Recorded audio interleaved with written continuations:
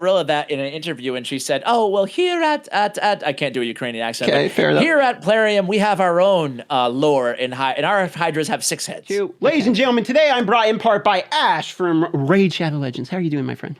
Yo, what's up, Darth Microtransaction? I'm doing pretty well, man. How are you? Doing pretty good. You get a new camera angle or something? I realize you got a little bit of a. It looks a little bit more like I'm a professional CS:GO player type camera. You have me cozy in the corner here, so I have a nice little angle, you know. I kind of like. So moving on, right here from the hellos to the clan boss, my friend. Have you seen the new clan boss, Dehydra? I've seen the Hydra. It looks intimidating and complicated.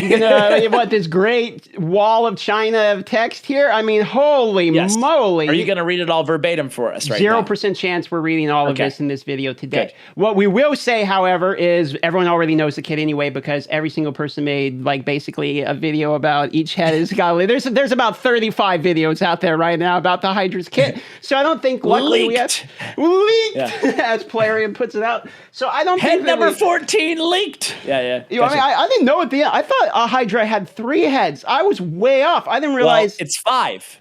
So then why is there 6? 5, but because I asked Cyrilla that in an interview, and she said, "Oh well, here at I can't do a Ukrainian accent, but here at Plarium, we have our own lore, and our hydras have 6 heads." Okay, so there you go. All right, well. The Plarium Ukrainian Hydra has 6 heads, and they are all very scary. I don't know, maybe I'll break this down in another video, but basically the kits are ridiculous. What we want to talk about, however, though, is just a quick couple things.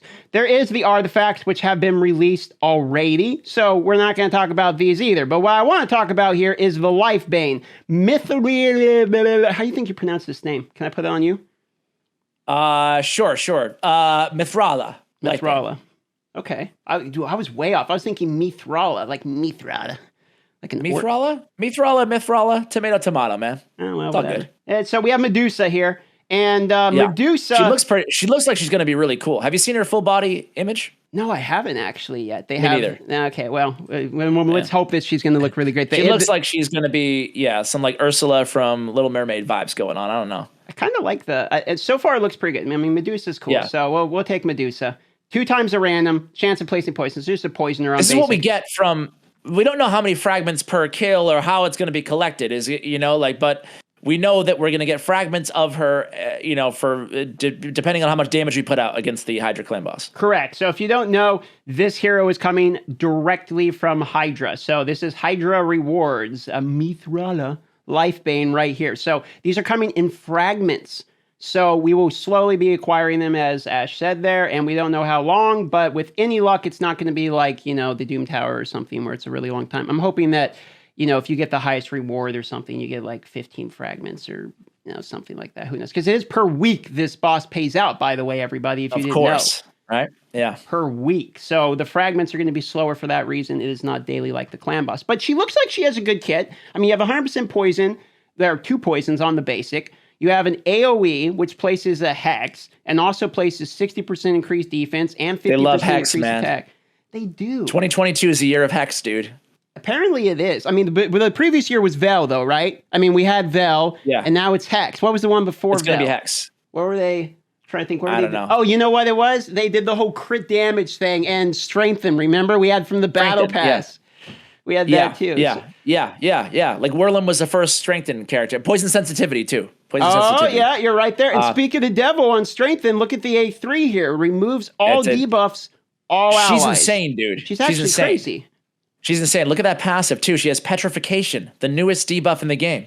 Wait, what? I don't even know what it does. Okay, hold on. Let me finish. It removes... Let's finish for me in A3 first. So you get 25% Strengthen, but then you also, which is the strong one, because 15% is the lower one. Yep. Then you also get 30% of her max HP on all allies, which is way better than all allies' max HP, because you can just build her tanky. So that's like, what is that? That's like I'm trying to think who a good comparison for that be. What is that, miscreate monster level of shield? Or for the shield? Shield? There's not many people that do a 30% max HP, is there? Yeah, I don't know. Miscreate is based on damage dealt, so I'm not sure. And Sir Nick is based on damage dealt, I believe, as well. Valkyrie is based on her defense. I don't know, but it could be a lot of damage. Helier has a mechanic like that as well.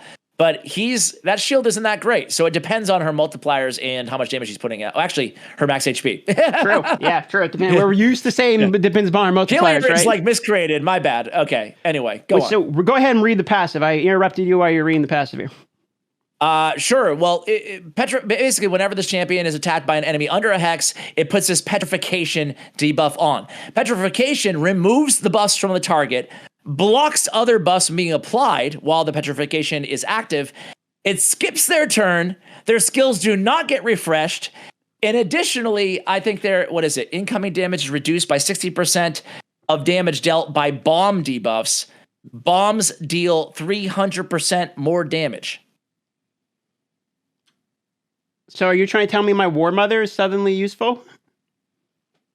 Okay, I'm sorry. Additionally, incoming damage is reduced by 60%. Okay. Except for damage dealt by bombs, which is increased by 300% more damage.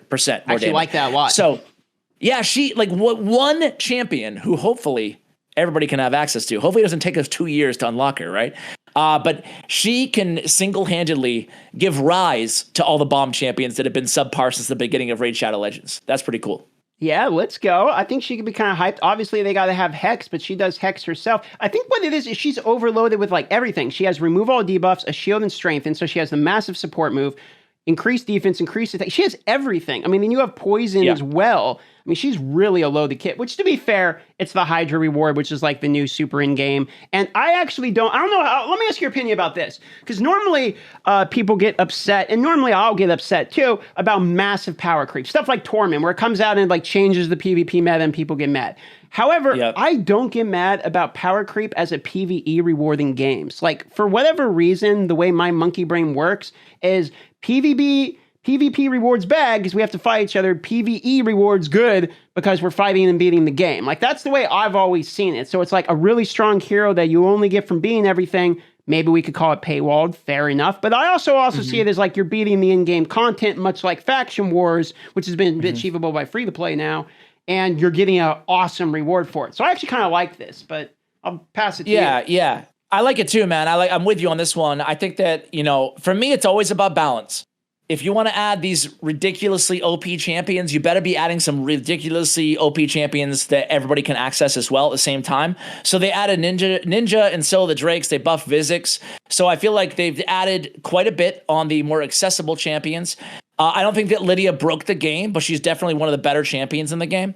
And my hunch is she'll be the right balance of power and overpoweredness. So I don't think that you'll be similar to people who don't have Lydia, which is the majority of the player base.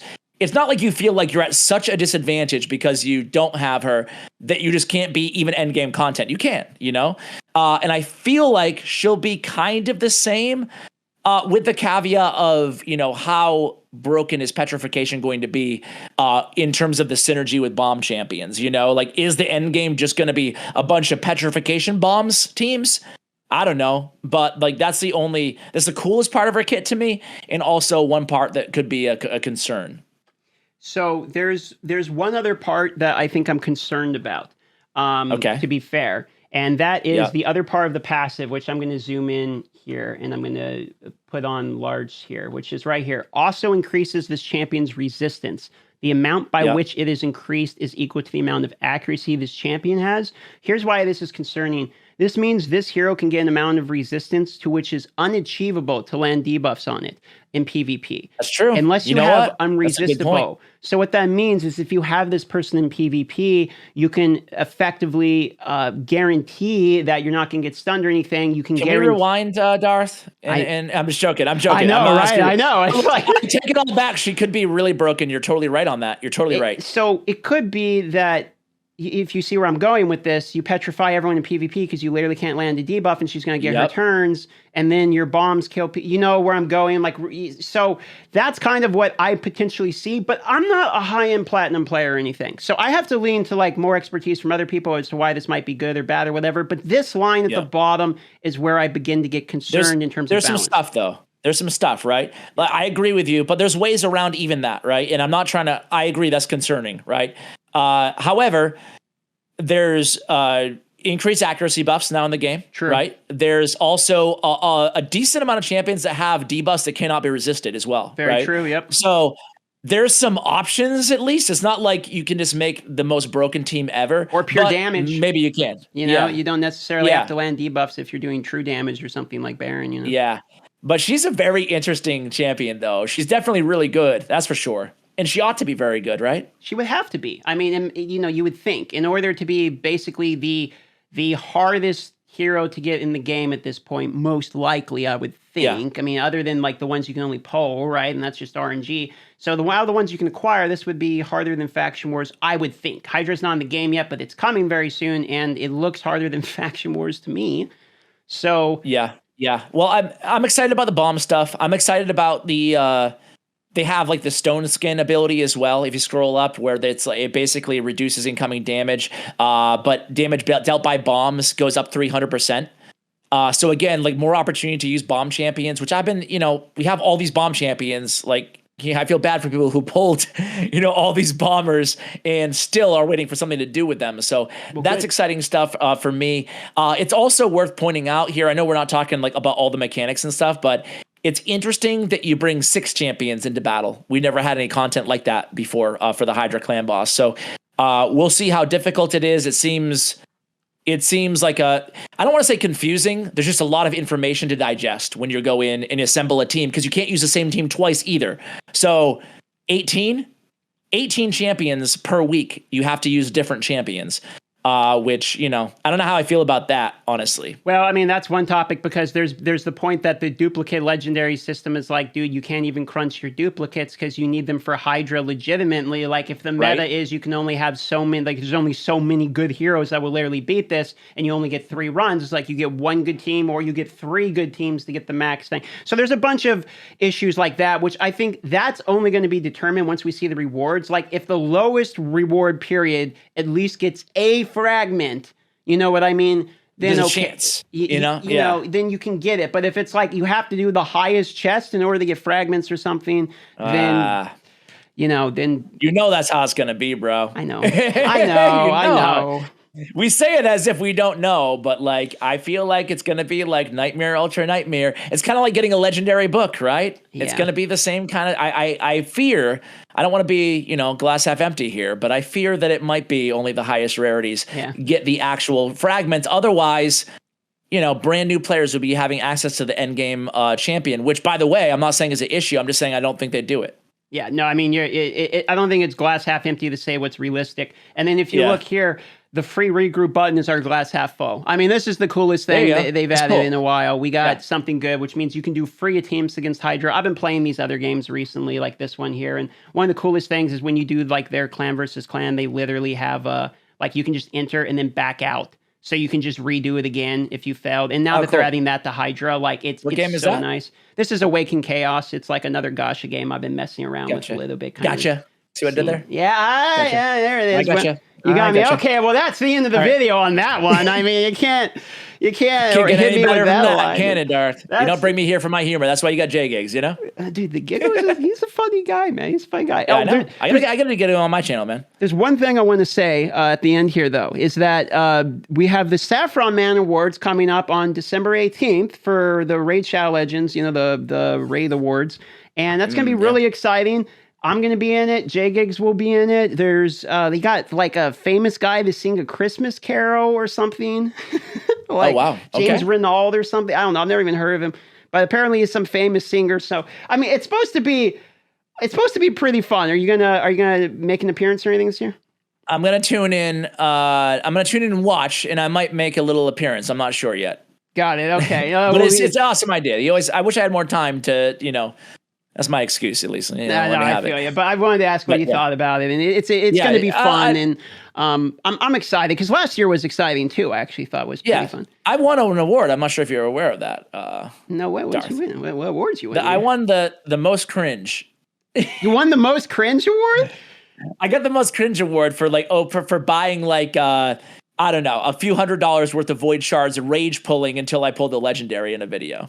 Okay, well, I think we've all been there. I mean, I heard that my reward. I want to be a 2-time winner, back-to-back years, but I heard that I might be in jeopardy here. I heard that Scratch AK-47 had a pretty cringy shard opening video the other day. We'll see. Man, he got. That's what my clan told me. This is the first year that this is the first year your boy can actually be nominated too. So okay, yeah, there we go. What are you going for? You going for most cringe? I'm not going for anything. You got those rap videos? I did some rap videos, and I have my own part in the thing this year, so it'll be fun and all that. And okay, cool, man. I'm just more excited by the community. I'm just more excited because when is it?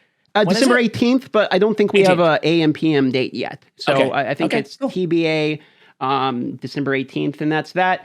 But you got any last plugs or anything you want to throw out here at the end of this?